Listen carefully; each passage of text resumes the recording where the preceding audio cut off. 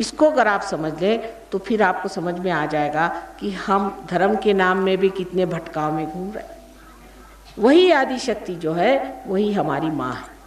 हम सब की अलग अलग माँ हैं हमारे अंदर बसी हुई, और ये माँ सबको ही वो प्रदान देती है जो कि कोई भी माँ नहीं दे सकती, क्योंकि ये आदि शक्ति जो है पावन मूर्ति परमात्मा की शक्ति है, जो हमारे अंदर वो गुण दे देती है जो परमात्मा को प्रसन्न रखे, और हमारे अंदर वो सामर्थ्य दे देती है, वो शक्ति दे देती है जो परमात्मा के सामर्थ्य लगते हैं। जिससे कि अब कोई कहता है कि माँ मुझे ये प्रश्न है। अच्छा, हमने कहा तुम घर जाओ ठीक हो जाएगा। घर जाते ही देखता है कि प्रश्न तो ठीक हो गया। माँ ने क्या चमत्कार कर दिया? कुछ चमत्कार मैंने किया नहीं, कोई बात मैंने की। क्या हुआ कि आपकी कुंडलिनी मैंने जागरण कर दी। कुंडलिनी जो है वो किसी भी कारण और परिणाम से परे चीज़ है। कोई है, किसी से पूछा भाई तुमको क्या परेशानी? हमारे पास पैसा नहीं इसलिए हम परेशान। यही ना कारण ये है कि पैसा नहीं है और इसलिए आप परेशान हैं। लेकिन समझ लो आप कारण से परे ही चले जाएं तो कारण भी खत्म हो गया और उसका परिणाम भी खत्म। यही चीज़ होती है जब हमें शारीरिक आदि व्याधि रहती है। जब हमारे अंदर शारीरिक आदि व्याधि रहती है तो हम सोचते हैं कि इसलिए हमें जुकाम हो गया क्योंकि हम सर्दी में गए थे। अच्छा, लेकिन ऐसी भी कोई दशा होगी कि जहाँ जुकाम ही नहीं होता। हमें इसलिए कैंसर हो गया क्योंकि हमने ये गलत काम किया, या हमें इसलिए ये बीमारी हो गई क्योंकि हमने ये बदपरहेज़ी करी। लेकिन कोई ऐसा भी स्थान होगा जहाँ ये चीज़ होती ही नहीं, जहाँ आप गलती ही नहीं कर सकते, ये जहाँ ये कारण ही नहीं बचते। इसको मेडिकल साइंस में पैरासिम्पैथेटिक नर्वस सिस्टम कहते हैं, लेकिन डॉक्टर लोग इसको समझने के लिए पहले सहयोग को समझ लें तब उसको समझ पाए। लेकिन आप लोग इसको बहुत आसानी से समझ सकते हैं। जिसे लोग चमत्कार कहते हैं, कोई चमत्कार नहीं, इसमें कोई चमत्कार नहीं। हम तो रोज़ के चमत्कार को चमत्कार नहीं समझते। बताइए कि एक फूल से फल बनता है तो हम क्या बना सकते हैं? नहीं बना सकते। और ऐसे करोड़ों हजारों हम बनते देखते हैं, हमको कोई भी चमत्कार नहीं लगता। एक पहाड़ी का बच्चा पहाड़ी होता है, एक देसी का बच्चा देसी होता है, शक्ल सूरत वैसी बनी रहती, कौन बनाता है? ये सोचिए, इसका चयन कौन करता है? ये किस तरह से बारीक चीज़ें, हजारों करोड़ों ऐसी चीज़ें संसार में होती है। वो जो शक्ति ये कार्य करती, जब वो हमारे अंदर बहने लग जाए तो फिर क्या हम तो समर्थ हो ही जाएंगे, हम शक्तिवान हो जाए, शक्तिशाली हो जाए। इन पहाड़ों में देवी का स्थान है। आप जानते हैं कि आज रामनवमी का शुभ अवसर है। इस शुभ अवसर पे ही आपसे मिलना था। कोई तो भी ऐसी ही विशेष बात होगी जहाँ पर कि मुझे यहाँ आज ही आना था। यहाँ 7 देवियों का स्थान है। 7 देवियाँ अनेक बार आई, उन्होंने आकर के युद्ध किए, यहाँ बहुत राक्षसों को मारा, बहुत दुष्टों को मारा। आज भी मैं देखती हूँ कि यहाँ बहुत से लोग तांत्रिक बन के और गुरु बन के और झूठ मूठ करके घूम रहे। उसके पीछे में आप लोग लग जाते, वो लोग काली विद्या करते हैं, आप उस परेशानी में फंस जाते। झूठ मूठ के लोगों के पीछे में लग करके आपने अपना काफ़ी नाश कर लिया। आप डॉक्टर लोगों के पास जाइए तो कहेंगे आपको कोई बीमारी नहीं, लगता ही नहीं कि आपको कोई बीमारी है, लेकिन कमज़ोर आप हुए चले जाते। घर में रोज़ कलह हो रहा है, झगड़ा हो रहा है, कुछ समझ नहीं आता है, बच्चों का मन पढ़ने में नहीं लगता, चंचलता आ गई, सारी परेशानी कहाँ से आई? सो इन तांत्रिकों के पीछे लगने से, इन झूठे गुरुओं के पीछे लगने से। आपको पता होना चाहिए कि परमात्मा को पैसा वैसा कुछ समझ में नहीं आता है। आप ये ज़मीन है, इस ज़मीन को आप कहें कि मेरे तेरे को 2 पैसा देती हूँ तू मेरा इतना काम कर दे, उसको समझ में आएगा? आप उसमें एक बीज डाल दीजिए, अपने आप उसमें वृक्ष आ जाएगा, अंकुर आ जाएगा। उसके लिए कोई आपको उस ज़मीन के लिए कुछ मेहनत नहीं करनी पड़ेगी। सिर्फ यह है कि उसकी अपनी शक्ति, उस शक्ति में जब बीज पड़ गया तो अपने आप पनप गया। लेकिन आप ये सोचते हैं कि हम ये करें वो करें, इससे करने से उससे करने से भगवान खुश हो जाएंगे, ये बिल्कुल बात नहीं। सिर्फ आपका परमात्मा में पूर्ण विश्वास और भक्ति होनी चाहिए, और ये जानना चाहिए कि परमात्मा है, चाहे आप माने या न माने, परमात्मा ये चीज़ है। जो इतने हजारों तरह के कार्य संसार में करते हैं वो परमात्मा ज़रूर हैं, लेकिन उनको अभी तक आपने जाना नहीं। माँ को देखे बगैर ही, जाने बगैर ही इतनी आपके अंदर भक्ति है, तो क्या आपको माँ मिलेगी नहीं? ऐसे कैसे हो सकता है? क्या माँ के अंदर हृदय नहीं है? क्या माँ नहीं सोचती कि मेरे बच्चे मुझे याद कर रहे हैं तो उनके पास जाना ही होगा? ऐसा तो कोई नहीं सोच सकता कि कोई माँ को बुलावे और माँ ना आए। लेकिन दोष कभी कभी ऐसा हो जाता है समय समय का कि मनुष्य गलत रास्ते पे चला जाता है, गलत रास्ते पर जाने पर वो कार्य नहीं बनता। लेकिन जब समय आ जाता है तो ज़रूरी है कि जो आपने चाहा अपनी भक्ति में वो फलित होना ही है, और ये कार्य आप लोगों को कुंडलिनी के जागरण के बाद ज़रूरी से करना। पहले तो बात यह है कि कोई भी तांत्रिक के पास जाने की ज़रूरत नहीं। यही आज का मर्दन है, आज के राक्षसों का मर्दन यही है कि सारे तांत्रिकों और सारे गुरुओं के पीछे मैं हाथ धो के लगूँ।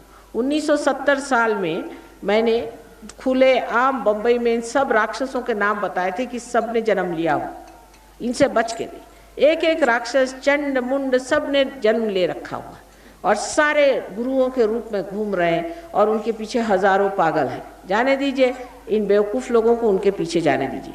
लेकिन जो अच्छे भले लोग हैं, जो सादे सरल हृदय के लोग हैं, वो भी ऐसे चक्करों में फंस जाते हैं और उनके घरों में कलश, उनके घर शरीर में क्लेश आदि कितनी तकलीफें होती हैं। इसलिए इस चक्कर में बिल्कुल नहीं पड़ना चाहिए। कोई तांत्रिक आए आपके हाथ में डोरा बांधे, आप उसको कहना माफ़ करिए मुझे डोरा नहीं बांधे। बहुत से लोग काशी से गंडा ले आते हैं, एक कवड़ी का कहीं से उठा लाए और कहिए काशी का गंडा बांधो इसे, काशी का गंडा हम बांध रहे हैं। उसका आपने 2 रुपया ले लिया, अब आपने बांध लिया, लेकिन आप क्या जानते कि उसके अंदर कोई चीज़ बंधी हुई है जो आपको पकड़ लेगी। ये न तो डॉक्टर पहचान सकता है, न कोई हाकिम पहचान सकता है, न कोई वैद्य पहचान सकता है। ये तो वही पहचान सकता है कि जिसको आत्मबोध हो गया, वो बता देगा आपको कि आप में पकड़ आ गई। और इस तरह की चीज़ें यहाँ पर बहुत है। मैंने आते ही साथ कहा कि अभी रात भर तो मुझे लड़ना है सबके साथ, यहाँ पर रात भर युद्ध होगा। 3 दिन से रात भर युद्ध ही हो रहा है और यहाँ ऐसी बहुत सी गंदी मैली विद्याएं करने वाले लोग छिपे बैठे हुए हैं और वो गांव में आ कर के औरतों पे, आदमियों पे नज़र डाल के और उनसे रुपया घसूट रहे हैं। कोई कहेगा मुझे सिर्फ चावल दे दीजिए, मुझे और कुछ नहीं चाहिए, मुझे ये चीज़ दे दीजिए, मुझे कुछ नहीं चाहिए। कभी भी आपने सुना है कि राम ने या कृष्ण ने किसी से भीख मांगी थी कि तुम मुझे चावल दे दो, या गंडे बांधे थे, या किसी से कहा था कि तुम ये नाम ले लो भगवान का तो तुम्हारा सब ठीक हो जाएगा? हमें ना समझी है, लेकिन ना समझी इतनी हद तक नहीं गुजरनी चाहिए कि हम भगवान में और शैतान में फ़र्क ही ना कर सकें। हम ये भी ना पहचान सके कि ये शैतान है, ये तो राक्षस है, ये तो हमारे लिए एक बड़ा भारी दुष्ट आया हुआ है, हमारा कर्दन काल आया हुआ है, उसको न पहचाने और हम भगवान को न पहचाने। शक्ल सूरत से आप पहचान सकते हैं कि ये राक्षसी आदमी, उसके तौर तरीके से आप पहचान सकते हैं, क्योंकि आप इस वातावरण में रहते हैं, आपके अंदर संवेदना है, आप समझ सकते हैं कि ये तो शैतान लगता है, ये आदमी ठीक नहीं। उनके साथ बहू बेटियाँ बैठेंगी तो नुकसान पाएंगी, उनके साथ आदमी बैठेंगे तो नुकसान पाएंगे, कभी भी आपके घर में तरक्की नहीं आएगी। ये सबसे बड़ी चीज़ यहाँ पर है और इसीलिए देवियाँ यहाँ पर हमेशा जन्म लेती रही।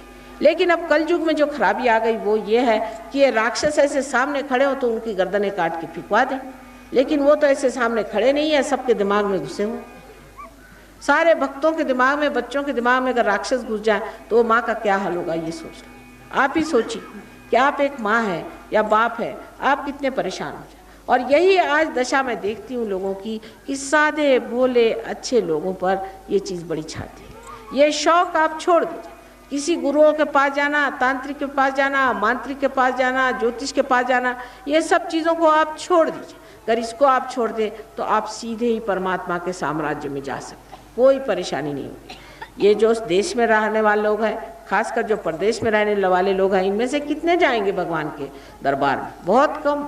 इनको तो माँ के दरबार में आने की हिम्मत ही नहीं होने वाली, उसके लायक ही नहीं है, उसके योग्य ही नहीं है, उनका कुछ भी नहीं भला होने वाला। मैं आपसे बता रही हूँ, हालांकि मैं प्रदेश में, मेरे पति हैं, वहाँ रहती हूँ, इतने सालों से मेहनत कर रही हूँ, सब बेकार। आप लोग मेरे अपने हैं, आप लोग मेरे जान के प्यारे हो, लेकिन आप लोग भी ऐसे गलत फहमी में फंसे हुए इधर उधर भटक गए हैं, तो एक माँ के लिए कितनी आर्तता और कितनी परेशानी की बात है। ये सोच लेना चाहिए कि माँ ने कहा है किसी तांत्रिक, किसी गुरु, किसी घंटाल के पास जाने की ज़रूरत नहीं। हम लोग गृहस्थ के लोग हैं, गृहस्थी के लोगों के गृहस्थी से संबंध रखना चाहिए। हमारा साधु सन्यासियों से कोई मतलब नहीं। हम लोग कमाएं, हम यज्ञ कर रहे हैं, हम गृहस्थी में बैठे हुए हैं, क्या हमें चाहिए कि हमारा पैसा उठा के इन साधु सन्यासियों को दे? कोई ज़रूरत नहीं। एक बार सीता जी तक एक साधु सन्यासी से फंस गई थी और आप जानते हैं बेचारी को सारा रामायण उसके बाद रच गया। इसलिए इस चक्करों में बिल्कुल नहीं आने का। आप खासकर औरतों पे इसका ज़्यादा असर आता है, क्योंकि और ज़्यादा सीधी सादी होती है। अपने बच्चों को, अपने घर को, अपने पति को इससे बचा के रखें। हमारे यहाँ की समाज व्यवस्था अत्यंत सुंदर है। आप नहीं जानते बाह्य में क्या है। कोई मर जाए तो पूछने वाला नहीं, वहाँ किसी को पता ही नहीं चलता कि कोई मर गया। बाप मर गया तो भी बच्चों को पता नहीं चलता, बच्चे मर गए तो बाप को पता नहीं चलता। उस लंदन शहर में एक हफ्ते में 3 बच्चे 4 बच्चे माँ बाप मार डालते हैं। क्यों मारते हैं? क्योंकि तंग आ गए। आप सोचिए कि कम से कम 2 बच्चे तो मार ही डालते।